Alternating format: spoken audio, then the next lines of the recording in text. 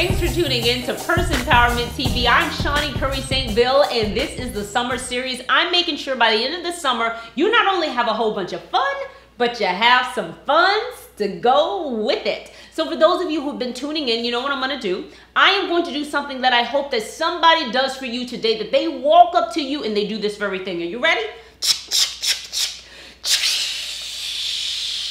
That's right. I hope that you either make yourself feel richer or someone connects with you and make you feel richer than you did when you started watching this video, okay? So we're going to go over a couple little tips. We have covered a couple of things in the series. We talked about vacationing. We talked about having a spending plan. We talked about having some goals. So we're going to deal a little bit with credit, okay? So hopefully you're catching this right before the summer is over. So if you have not been managing very well, then you can begin to get a handle on your purse when it comes to your credit. So here are 5 things that you can do this summer. You can either create a checklist or ask me for the checklist, 5 things that I can do for my credit, or you can just listen to the video and be a very good note taker, or you can say, hey Shawnee, I heard what you said, but I need those notes now. Just drop it in the comments, or either catch me on purseempowerment.com or find me Purse Empowerment on Facebook, okay? So let's get into these 5 things. Number 1, you already know. You cannot change what you do not confront, all right? So you're gonna simply just look at your credit. You're gonna say, hey girl, you've been hanging out, dipping and dodging from me a little bit. I need to see what you're working with, okay? You're gonna log on to freeannualcreditreport.com, or you're gonna go to one of my favorite sites. I love Equifax because they give you all 3 scores, right? You're gonna see how you're measuring up. You're simply going to just look at it, right?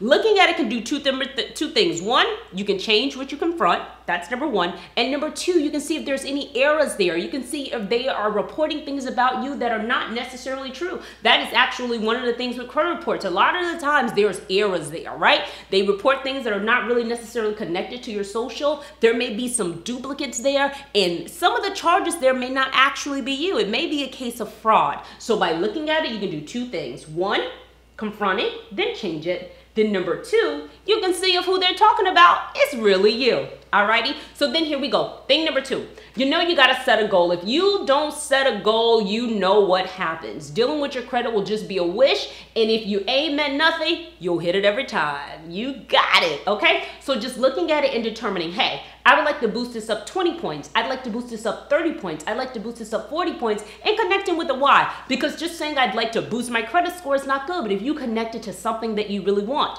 2, buying a second property so you can get more residual income. 3, having better negotiation on some mortgage rates. 3, I'm getting ready to buy a car, and I don't want these people dinging me on my credit score and charging me more for my motor vehicle. You got it? So number 2, you want to decide on a goal. That's the thing that you want to do. And then you want to go ahead and connect a reason for wanting to change or where you are as it relates to your credit, okay?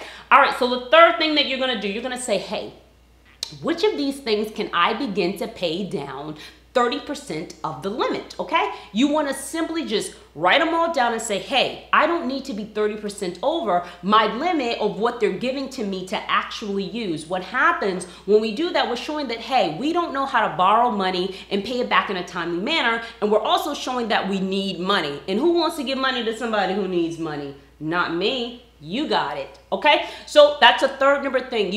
That's the third thing that you can do for your credit this summer. You can simply just go ahead and say, hey, I'm gonna go ahead and knock a couple of these cards down to 30%. 34% of your credit is actually determined by your payment history. So showing that you're not using all of what you get is actually a good way to demonstrate to the credit bureaus that you know how to not only borrow, but you know how to pay back, all right? So you got 3. 1, look at it. 2, set a goal. 3, pay things down 30%. 4, you're gonna pick something and just pay it off, right? This thing that's been hanging over your head, you're gonna go ahead and say, I'm knocking one of y'all off. I don't care if you knock one off for $50. I don't care if you knock one off for $500. I don't care if you knock one off for $5,000, because you know what happens with money? When you do something, you get more momentum, right? So you knock out that first one for $50 and you're like, wow, I knocked that off. That's no longer on my credit. Then I go ahead and say, hey, I'm gonna knock down this one for $500, okay?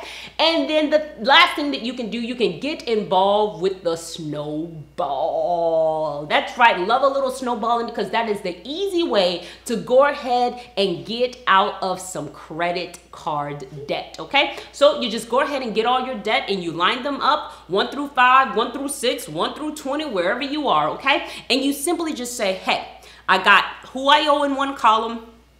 2, I got how much I owe them. 3, I got my interest rate, right? So what I'm gonna go ahead and do is this card number 1 that has the higher amount as well as a higher interest rate, it would make more sense to me to go ahead and knock that one off first, right?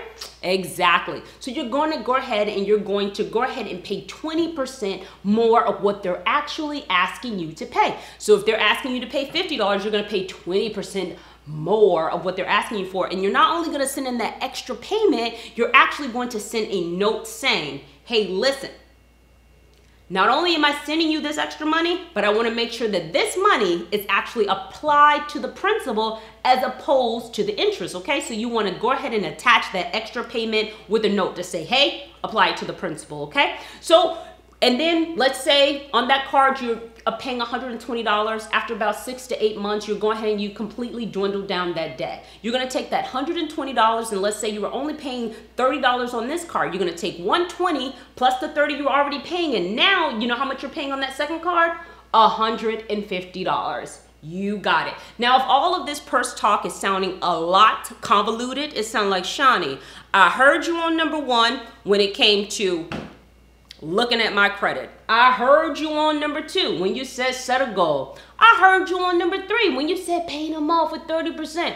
I heard you on number 4. But now you're talking about this snowball. I definitely need to have a conversation with you. You can email me if you'd like to learn more about snowballing. You can contact me on Facebook. Hit me up in my inbox or just go to purseempowerment.com, or even easier for you, just drop it down there in those comments. I'd love to extend this conversation so that I can make sure the information that I'm sharing with you is having a powerful impact on your purse, because by the end of the summer, I want to make sure that you've had a lot of fun, but you got some funds to go with it.